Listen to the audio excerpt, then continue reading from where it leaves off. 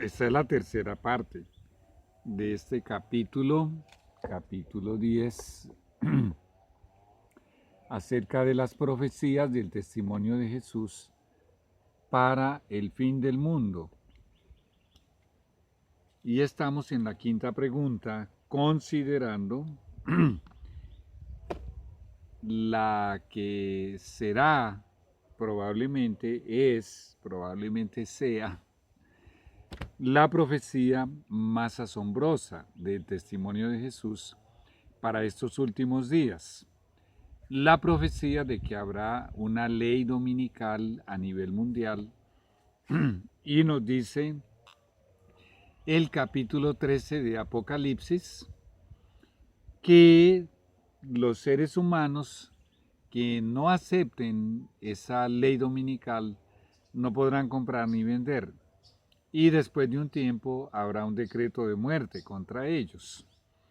Bien, y muchos perderán la vida. Ya estudiamos 3 capítulos exclusivamente acerca de los mártires de los últimos días. Vamos pues a reclamar la promesa. Donde está el Espíritu de Dios, allí hay libertad. Desconecta todo aquello que sea del mundo, que no sea de Dios, para que podamos reclamar la promesa. Vamos a orar.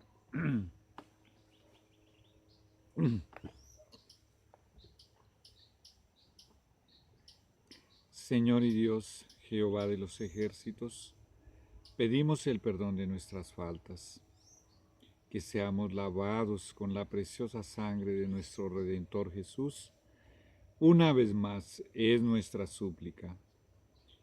Y Señor, si se encuentran en nuestro medio ángeles caídos, aquí o en los hogares donde me ven, en el nombre de Jesús les digo a estos ángeles malos, que Jehová les reprenda y que salgan de nuestros lugares y de nuestros hogares en el nombre de Jesús, porque el nombre de Jesús tiene poder.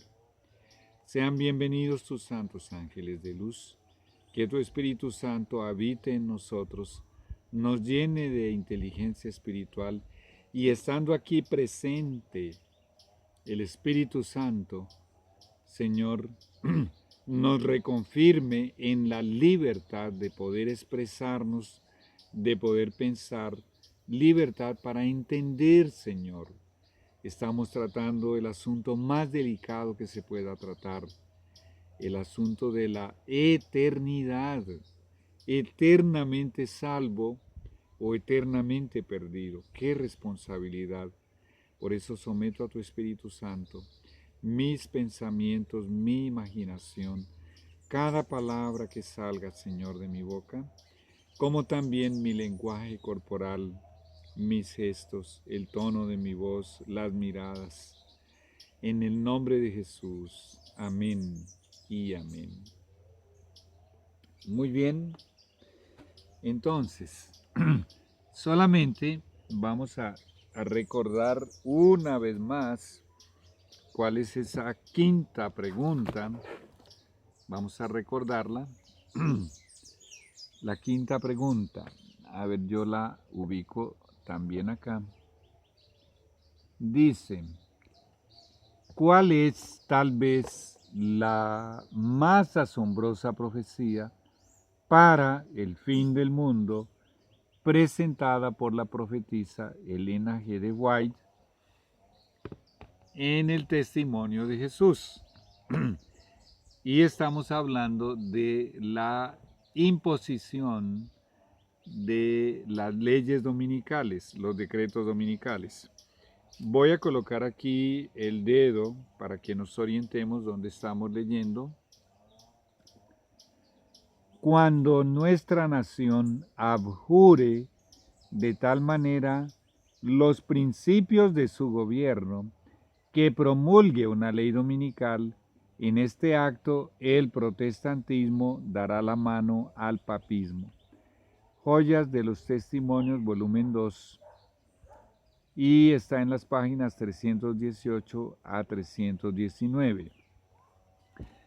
Cuando nuestra nación, ella nació en Estados Unidos y ella estaba en Estados Unidos cuando escribió esto, y ella dice, cuando nuestra nación, o sea, cuando los Estados Unidos de Norteamérica abjure, abjurar es negar algo que es el fundamento, en este caso específico va a hablar del fundamento del gobierno de la nación de los Estados Unidos, y se encuentra en su constitución los principios de un gobierno sin papa y sin rey, un gobierno constituido por ex católicos que huyeron de la persecución que había en Europa, la persecución papal.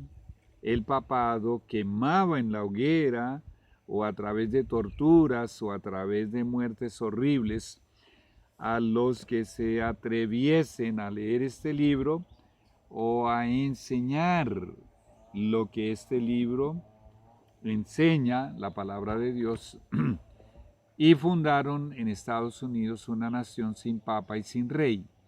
Y en la Constitución se respeta la libertad de conciencia, la libertad para ejercer la religión que usted quiera, pero además hay una cláusula específica que dice que el Congreso no hará ningún tipo de leyes que tengan que ver con la religión, con la espiritualidad, con la Biblia, con la conciencia, que de ninguna manera se puede mezclar, en otras palabras, la política con la religión. Y aquí estamos leyendo una profecía que dice que un día esa nación, obviamente en las personas de los congresistas y de los que crean, los que producen las leyes, niegue los principios que hicieron de esa nación la nación más próspera, la única nación que había en el mundo en sus comienzos, 100% cristiana, 100% evangélica protestante, sin rey y sin papa. El gobierno era del pueblo, por el pueblo y para el pueblo. Las primeras palabras de la Constitución de Estados Unidos dice: nosotros, el pueblo de los Estados Unidos.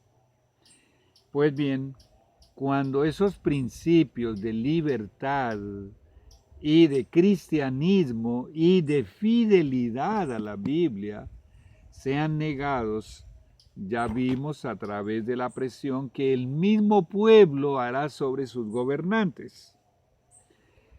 Dice, y promulgue una ley dominical. Mucha atención a lo que aquí dice. El protestantismo estará dándole la mano al papismo o al papado. Significa que estará haciendo una alianza de amistad, de colaboración, de honra, de homenaje, y lo peor de todo, estará aceptando la autoridad los descendientes de los protestantes que fundaron Estados Unidos 5 siglos después, poco más de 5 siglos después, estarán haciendo una alianza con aquellos que masacraron y quemaron vivos a sus tatarabuelos y tatarabuelas. ¡Qué cosa tan horrible! Y ya hemos repetido una y otra vez cómo la Iglesia Católica logró eso. En primer lugar, cuando se fundaron las primeras 13 colonias, los primeros 13 estados de los actuales Estados Unidos, no sé si son 51, 52 estados, bueno, era 100% protestante. Pero como había libertad de conciencia y libertad de culto, había menos de un 1% que era católico. Bueno, los jueces de la Corte Suprema de Justicia obviamente eran todos protestantes. La Corte Suprema de Justicia es un ente nacional, autónomo, y sus jueces son vitalicios. Ellos no legislan. La Corte, esos 9 jueces de la Corte Suprema de Justicia no legislan, significa que no producen, no redactan leyes.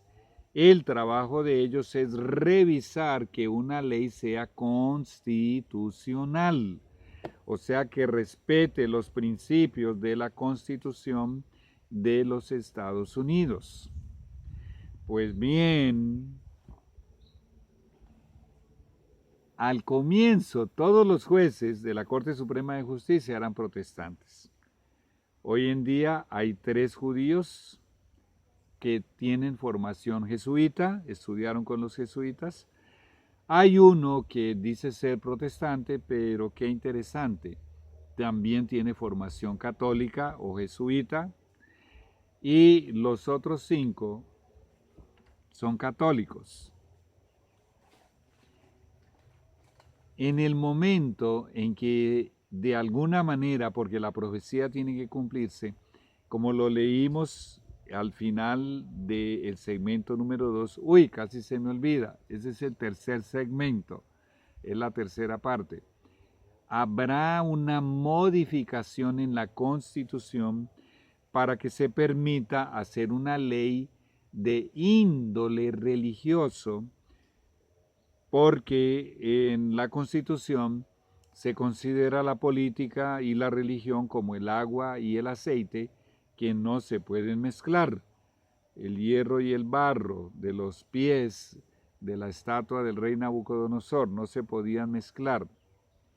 Entonces tiene que haber una fachada, tiene que haber un encubrimiento para que esa ley no sea considerada como religiosa, o por lo menos no tan religiosa. Hay 3 áreas fortísimas en las cuales están trabajando los jesuitas y la Iglesia Católica, el romanismo, que son las 3 fachadas principales para esa ley dominical. Tengamos esto bien claro. Apocalipsis capítulo 13 no dice que será el Vaticano, que será el papado el que establecerá esa ley dominical. Nos dice, y acabamos de leerlo aquí, que el pueblo de los Estados Unidos presionará de tal manera a sus gobernantes que ellos, para poder conservar el aplauso y la aprobación del pueblo, cederán a la presión que el pueblo ejercerá sobre ellos y promulgará una ley dominical. Literalmente nos dice el capítulo 13 de Apocalipsis, en la interpretación que hemos estudiado, que son los Estados Unidos de América, en las personas de sus legisladores que promulgarán esta ley dominical. Y estábamos hablando de las 3 fachadas que está utilizando el romanismo, y obviamente que son adoptadas por los políticos, los legisladores de Estados Unidos. Esas 3 fachadas son el medio ambiente, que la tierra necesita descansar. ¿Qué mejor cosa que darle el primer día de la semana para que descanse? Así como se hizo y aún se continúa haciendo en muchos lugares, esta pieza de teatro de la cuarentena, todo el mundo quédese en su casa, quédese en su hogar en el día domingo, en el primer día de la semana, porque es una ley mundial para que la tierra tenga un sosego, tenga un descanso, tenga un alivio, para que el medio ambiente mejore.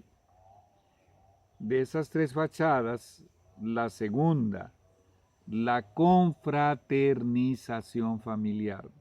Tú puedes buscar en internet ley dominical en Alemania. Hace varios años en Alemania existe una ley que tiene que ver con una ley dominical que tiene que ver con la confraternización de la familia. ¿Adivina en qué día? En el día domingo, el primer día de la semana. Y entre las cosas ridículas que le critican a esta ley, tú encuentras en internet, por ejemplo, a alguien que critica el hecho de que si tú vives en un condominio y tú tomas un clavo y una puntilla, y porque tienes que clavar esa puntilla en el muro, pero el muro colinda con el apartamento del vecino que vive en ese condominio, y tú le haces ruido, él tiene, autorizado por esa ley dominical, él tiene el derecho de llamar a la policía, denunciarte, y ellos pueden venir y te pueden arrestar y te pueden detener y te pueden encarcelar y te pueden colocar una multa. En Alemania ya existe esa ley hace varios años. ¿Y cuál es la tercera fachada? Una de las que más fuerza tiene. Todas son muy fuertes. El descanso, merecido descanso, el justo descanso para el proletariado, para el obrero, para el trabajador que tan duro trabaja toda la semana. Es verdad, hay algunos negocios muy ricos y otros no tan ricos. Bueno, muchos negocios y muchas pequeñas empresas, microempresas y grandes empresas en realidad obligan a sus empleados a trabajar los 7 días de la semana. Pero ¿cómo se soluciona el problema del medio ambiente, bíblicamente hablando? ¿Cómo se soluciona el problema de la confraternización familiar y el problema del descanso del proletariado, de los jornaleros, de los obreros, de los empleados? Con el cuarto mandamiento de la ley de Dios.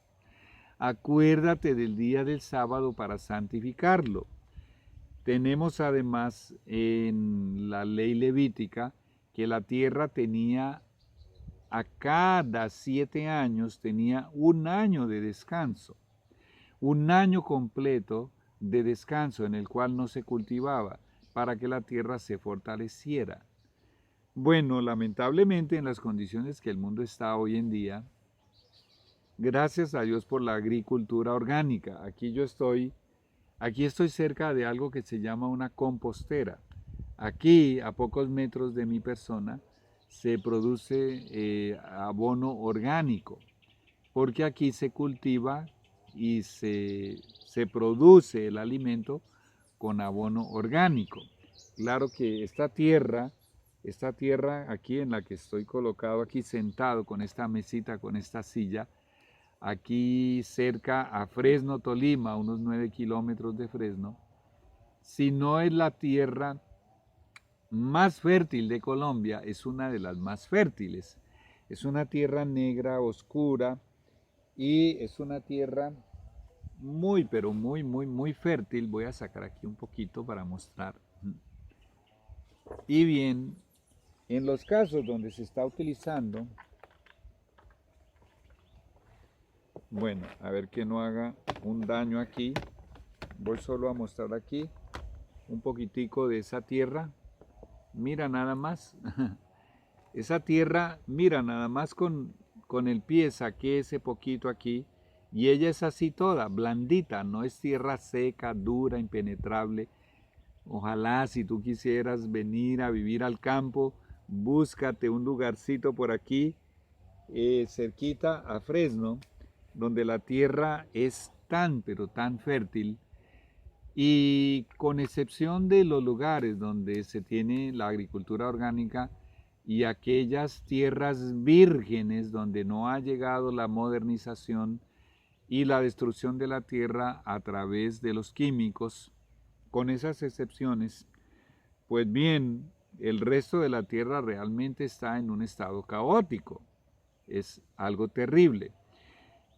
todo eso que está aconteciendo es por causa, triste, dolorosamente, por causa de la desobediencia a la ley de Dios. La solución es obedecer los 10 mandamientos de la ley de Dios, que incluye el cuarto mandamiento, que ya proveyó un descanso para la tierra, para el hombre, para que estemos juntos en la iglesia y juntos en la familia y juntos en la casa. Y ya regresamos con la cuarta parte de este estudio, de este capítulo número 10, profecías del testimonio de Jesús para el fin del mundo, que en tu video aparece con la letra C, C de casa. Ya regresamos, aquí finaliza la tercera parte.